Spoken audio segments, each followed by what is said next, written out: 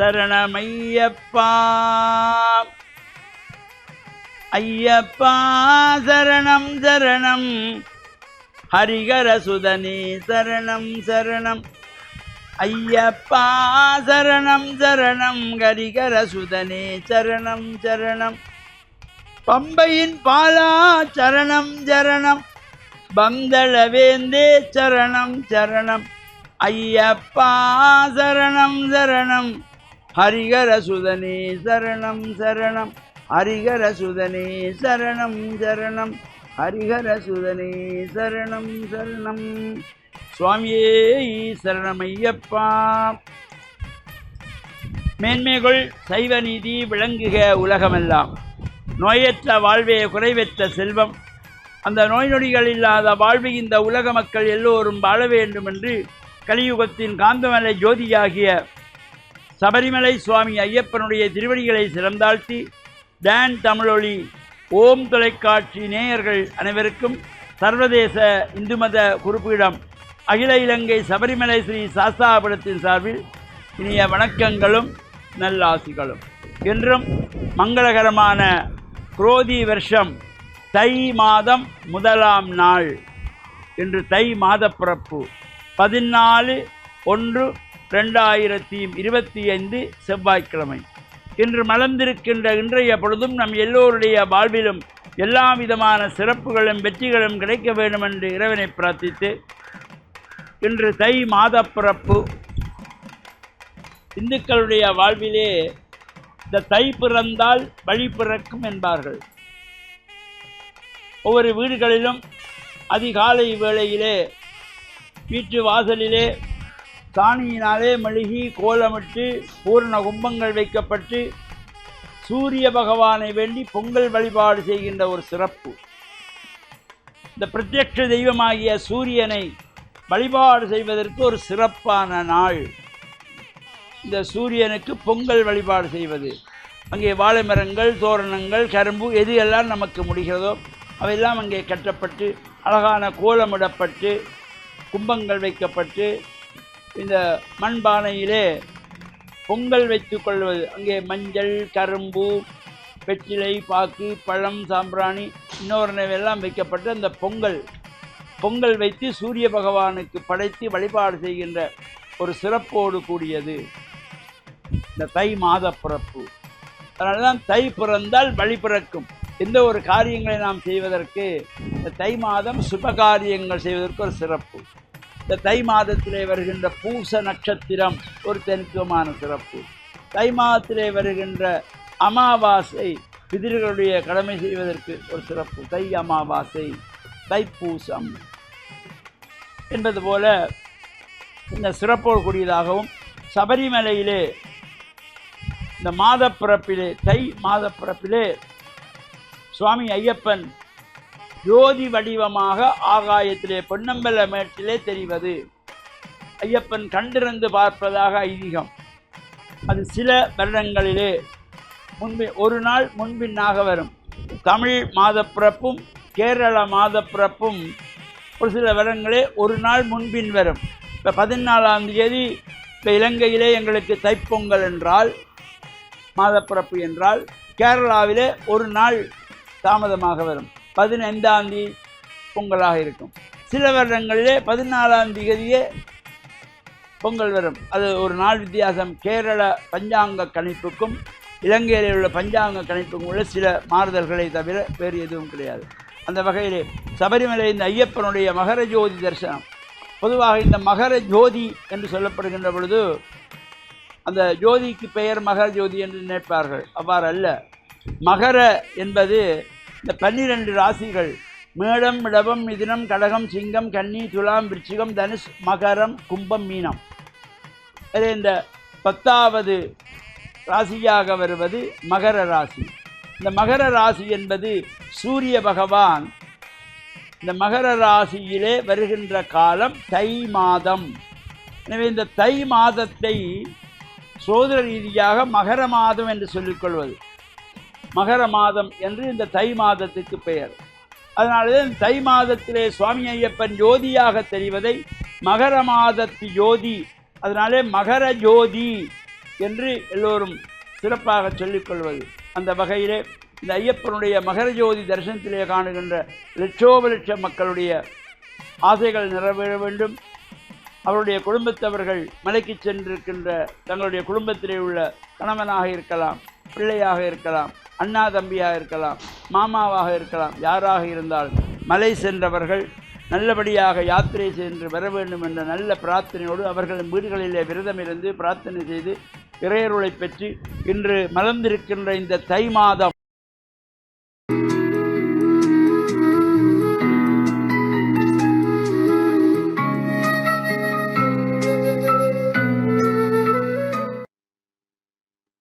இறை இயேசுவில் என் அன்பு நெஞ்சங்களே, கிறிஸ்தவ நற்சிந்தனை வேளையில் உங்களை சந்திப்பதிலே எனக்கு மிக்க மகிழ்ச்சி. ஆண்டவர் இயேசுவின் அன்பும் அருளும் உங்கள் அனைவரோடும் இருப்பதாக. இன்று பொங்கல் திருவிழா, நன்றி கூறுகின்ற ஒரு நன்றி விழா. உழவர்கள் தங்களுடைய விளைச்சலுக்கு சூரிய தெய்வத்திற்கு நன்றி கூறி அவர்கள் தங்களுடைய உழைப்பு இந்த கடவுளுடைய அருளின் நிமித்தம் நல்ல விளைச்சலை பெற்றிருக்கின்றது என்று சொல்லி மகிழ்ந்து கொள்ளுகின்ற நாளாகும். இந்து சமய சகோதரர்கள் இதை ஒரு சமய விழாவாக கொண்டாடுவார்கள்.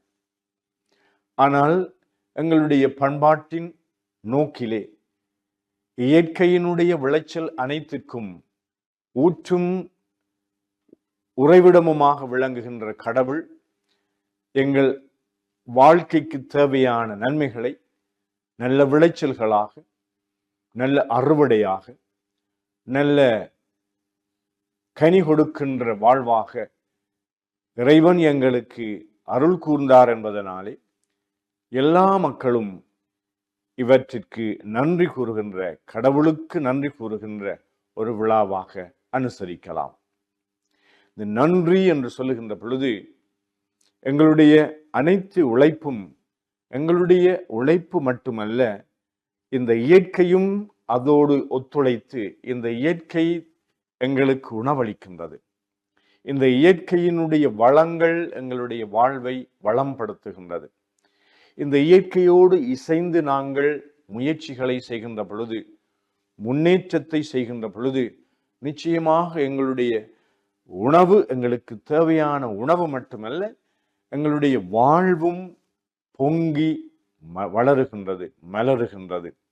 மகிழ்ச்சி எங்களுடைய உள்ளத்திலே பொங்குகின்றது. அதனாலே இந்த அனைத்து நன்மைத்தனங்களுக்கும் விளைச்சலுக்கும் பயன்களுக்கும் ஊற்றாக இருக்கின்ற இந்த இறைவனை இந்த நாளிலே நாங்கள் நன்றி உணர்வோடு நினைவு கூறுவோம்.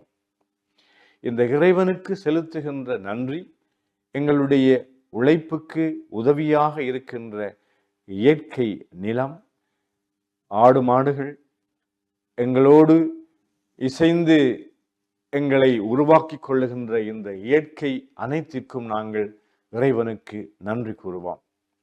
ஒருவர் மற்றவரை பொங்கல் வாழ்த்துக்களை தெரிவிக்கின்ற பொழுது அவர்களுடைய வாழ்வும் இந்த நாளிலே மலர வேண்டும் என்று சொல்லி நாங்கள் வாழ்த்துவோம்.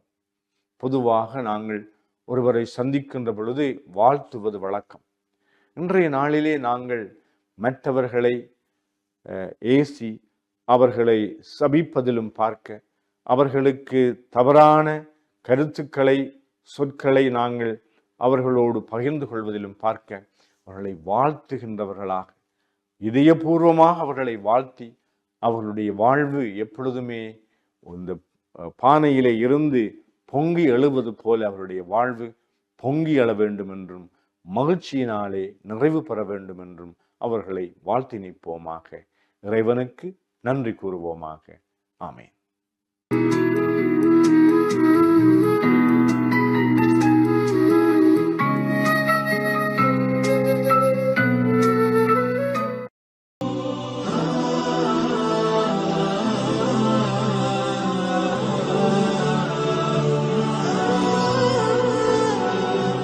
பிஸ்மில்லாஹிர் ரஹ்மானிர் ரஹீம்.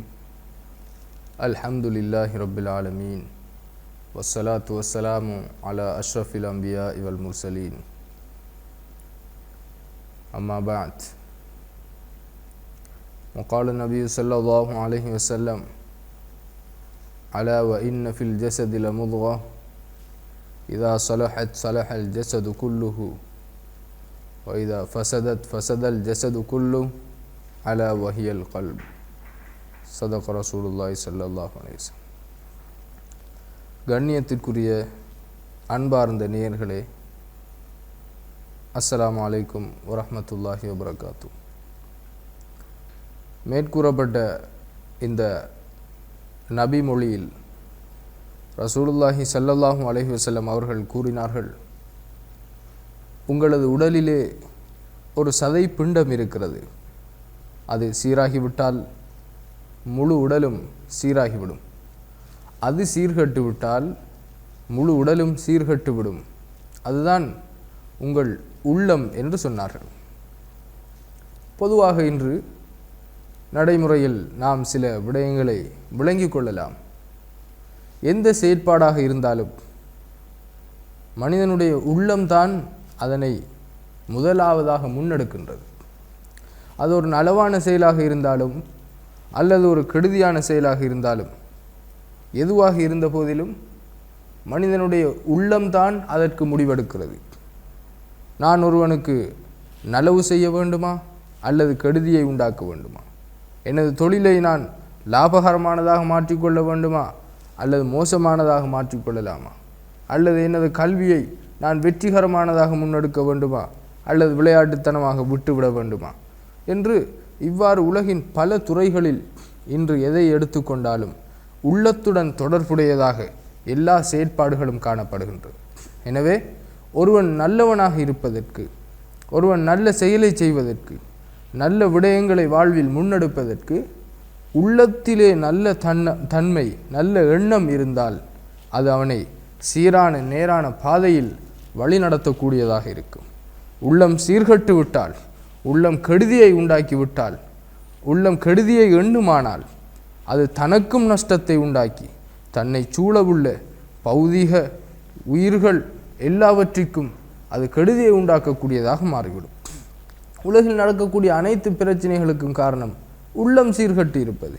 மக்களுடைய உள்ளம் எப்போது நலவை உண்டாக்குமோ, நலவை எண்ணுமோ, நான் எந்த நலவை உண்டாக்கி கொள்ள வேண்டும், எந்த விடயத்தை என்னுடைய வாழ்வில் சீரானதாக மேற்கொள்ள வேண்டும் என்ற விடயத்தை எப்போது அது முன்னெடுக்குமோ, அது சிந்தனைக்கு கொண்டு வருமோ, அப்போது வாழ்வின் எல்லா செயற்பாடுகளும் நலவானதாகவும் நன்மை பயக்கக்கூடியதாகவும் மாறும்.